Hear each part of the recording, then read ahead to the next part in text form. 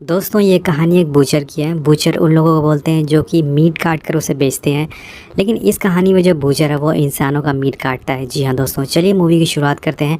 Movie की शुरुआत में हम एक आदमी को देखते हैं जो कि ट्रेन में होता है, और जब उसकी आँख खुलती है तो वो देखता है कि उसने अपना स्टॉप मिस कर दिया है और ये ट्रेन कहीं और ही जा रही है। वो आदमी खड़ा होता है और चेक करने के लिए, लेकिन तभी उसका पैर फिसल जाता है और वो देखता है कि पूरे ट्रेन में खून गिरा हुआ है।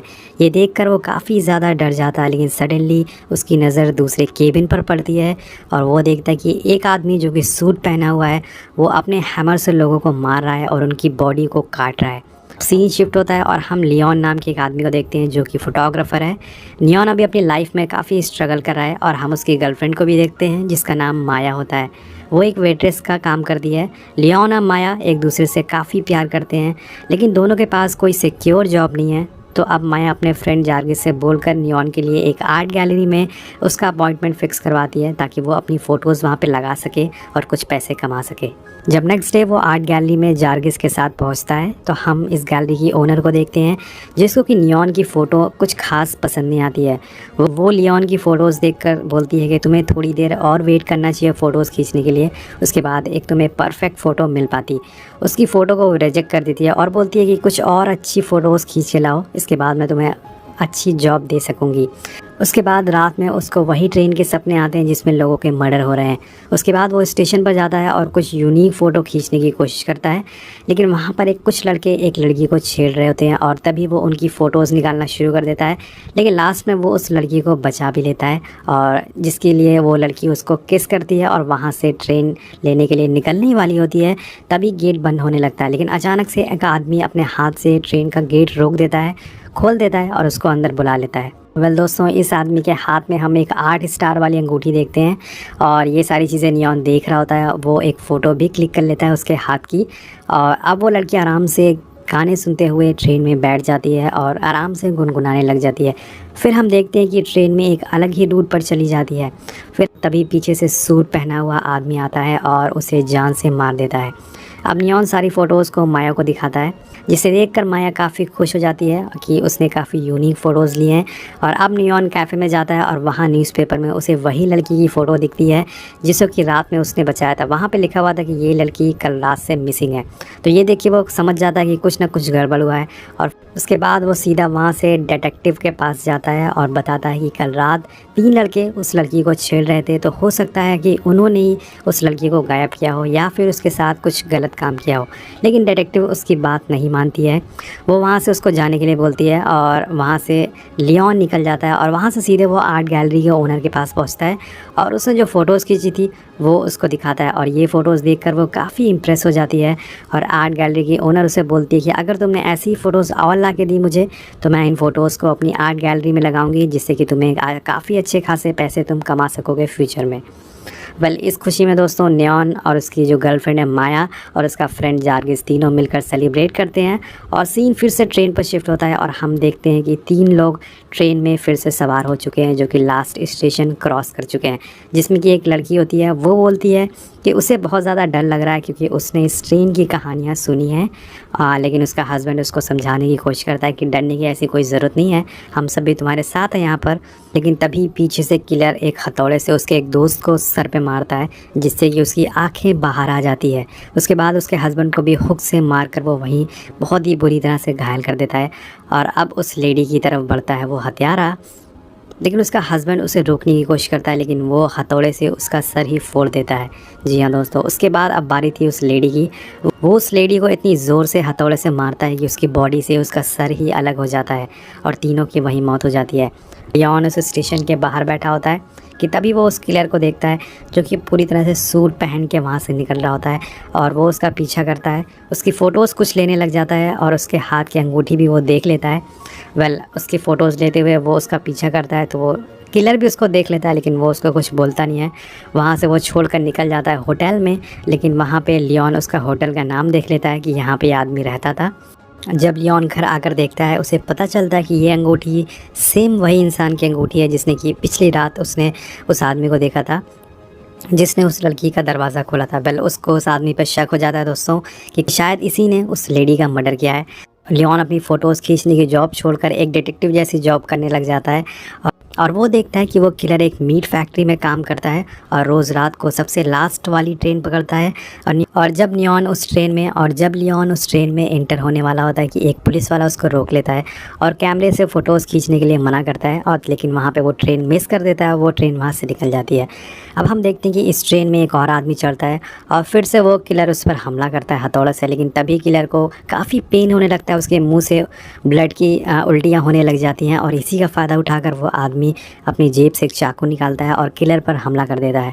वो उस पर भारी पड़ने लगता है, लेकिन इसी बीच ड्राइवर को इनकी आवाज़ सुनाई देती है और वो गन लेके पीछे आता है और हम देखते हैं कि वो ड्राइवर उस पैसेंजर को शूट कर देता है। जी हाँ दोस्तों, उसके बाद वो किलर से बोलता है कि तुमने मुझे डिसअपॉइंटमेंट किया है, और यहाँ हमें पता चलता है कि ये ड्राइवर भी इसके साथ मिला हुआ है, इसका बॉस है ये। और यहाँ पर हम किलर का नाम भी पता कर लेते हैं, उसका नाम होता है महागनी। बड़ा यूनिक नाम है। खैर अब लियोन को रोज़ रात में सपने में उस ट्रेन में हुए हादसे दिखाई देते थे और वो खुद लोगों को मारता हुआ उस ट्रेन में दिखता था। ये सबसे लियोन काफ़ी परेशान हो जाता है और महागनी की फैक्ट्री में फिर से उसका पीछा करता है, उसकी फ़ोटोज़ क्लिक करने लगता है जिससे कि वो उसे दोबारा से देख लेता है और लियोन को वहाँ मारने ही वाला होता है कि वो अपनी जान बचाकर वहाँ से भाग जाता है। उसके बाद माया अब नियॉन के घर पे आती है और बहुत सारी फ़ोटोज़ देखती है जो कि किलिंग से रिलेटेड होती है। नियॉन उसको बताता है कि ये किलिंग 90s के दशक से हो रही है और ये एक बुचर को पकड़ा गया था इस किलिंग के बाद, लेकिन उसको छोड़ दिया गया क्योंकि उसके खिलाफ़ कोई सबूत नहीं था। वो ये भी बताता है कि पिछले 3 साल से हादसे काफ़ी ज़्यादा बढ़ते जा रहे हैं। जो भी रात में उस ट्रेन को पकड़ता है वो कभी भी लौट कर वापस नहीं आता है। और ये सारी बातें सुनकर माया उसको बोलती है कि उसे ये सब छोड़कर अपने काम पर ध्यान देना चाहिए। दूसरी तरफ महागनी अब फिर से अपने शिकार पर निकल पड़ता है और नियॉन भी उसका पीछा करता है और अब पहली बार नियॉन इस ट्रेन में चढ़ता है। वहीं छुपकर वो पीछे बैठ जाता है दूसरे केबिन में, और जैसे ही महागनी 2 लड़कों को हैमर से मारता है वो उसकी बहुत सारी फ़ोटोज़ लेना चालू कर देता है। फिर हम देखते हैं कि जो किलर है महागनी है उनकी बॉडी से कपड़े जूते उतार देता है और साथ में ही उनके दांत भी तोड़ देता है और लास्ट में उनके बाल भी पूरी तरह से काट देता है, मतलब पूरी तरह से उनको वो क्लीन कर देता है और सभी बॉडीज़ को हुक में लटका देता है। दोस्तों ये काफ़ी डरावना सीन है मूवी में। खैर अब महागनी नियॉन को भी देख लेता है उसकी फ़ोटो क्लिक करते हुए और उसे उसका पीछा करता है और भागते हुए वो उसे पकड़ लेता है और मारकर बेहोश कर देता है।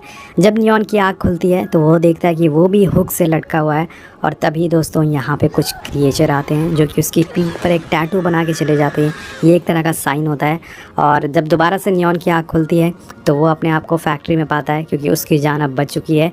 वो किलर उसको छोड़ देता है, महागनी उसको छोड़ देता है और वो वहाँ से भागकर घर आता है बहुत ही ज़ख्मी हालत में और माया को सारी कहानी बताता है। ये सारे मर्डर महागनी कर रहा है, उसने सबको मार दिया है और उनकी बॉडी सुनसान स्टेशन में ले जाता है जिससे कि किसी को बॉडी ना मिले। और यहाँ नियॉन के पास सबूत नहीं होता है क्योंकि उसका जो कैमरा था वो महागनी छीन लिया था। उसके बाद इस बात को क्लियर करने के लिए माया अपनी फ्रेंड जार्गिस के साथ महागनी के घर जाती है जहाँ पे वो रहता था। वहाँ पर उसे अजीब अजीब चीज़ें मिलती है जिसके सारे टूल मिलते हैं जिससे कि बॉडी को काटा जाता है और तभी वहाँ पे महागनी आ जाता है और वो जार्गिस को पकड़ लेता है। अब माया को वहाँ उस एक डायरी भी मिलती है जिसमें कि 1911 से लेके अब तक उसने जितने भी मर्डर किए थे और जो भी टाइमिंग था मर्डर का वो सभी उस डायरी में लिखा हुआ था कि किस ट्रेन में कितने बजे उसका मर्डर किया हुआ है। और ये सब देखकर माया को जो नियॉन की बातें होती है उस पर यकीन हो जाता है कि सच में ये महागनी ने सारे मर्डर किए और वो लोगों को मार रहा है। बाद जब वो जार्गिस को ढूंढने लगती है तो उसे वहाँ महागनी दिखता है जिससे कि जान बचाकर वो वहाँ से निकल जाती है और सीधा डिटेक्टिव के पास जाती है और उसे बताती है कि महागनी लोगों को ट्रेन में मार रहा है। लेकिन डिटेक्टिव उसकी बात पर यकीन नहीं करती है, जैसे कि उसने लियोन की बात पर यकीन नहीं किया था। वो बोलती है कि महागनी ने तुम्हारे खिलाफ़ कंप्लेन लिखवाई है कि तुमने उसकी डायरी चुराई है। लेकिन यहाँ पे माया डिटेक्टिव से बोलती है कि डायरी उसके पास नहीं, जार्गिस के पास है और उसे अब जार्गिस को ढूंढना होगा वो डायरी को पाने के लिए। ये बोलकर माया यहाँ से निकल जाती है और घर जाती है और डिसाइड करती है कि वो गन लेके महागनी को शूट कर देगी। जैसे ही वो घर से निकलने वाली होती है वहाँ पर फिर से एक बार डिटेक्टिव आ जाती है, उसे बोलती है कि वो डायरी उसे वापस कर दे और इस बात से माया काफ़ी गुस्सा हो जाती है और उसी पर गन तान देती है और पूछती है कि जार्गिन कहाँ है। वो डिटेक्टिव उसे बताती है कि जार्गिन उसी ट्रेन में है जो कि लास्ट स्टेशन पर रुकने वाली है और उसे 2 बजने वाली पहली ट्रेन पकड़नी होगी है और हमें यहाँ पे पता चलता है कि ये डिटेक्टिव भी उस किलर से मिली हुई है, उस ड्राइवर से मिली हुई है। खैर माया आखिरी ट्रेन पकड़ लेती है और जब वो डोर खोलती है दोस्तों दूसरे केबिन का ट्रेन का, तो वो ये सारी चीज़ें देखकर शॉक हो जाती है। वहाँ पर बहुत सारी लोगों की डेड बॉडीज़ लटकी हुई थी, टांगी हुई थी। ऐसा लग रहा था ये तंदूरी चिकन यहाँ पे बेचा जा रहा है।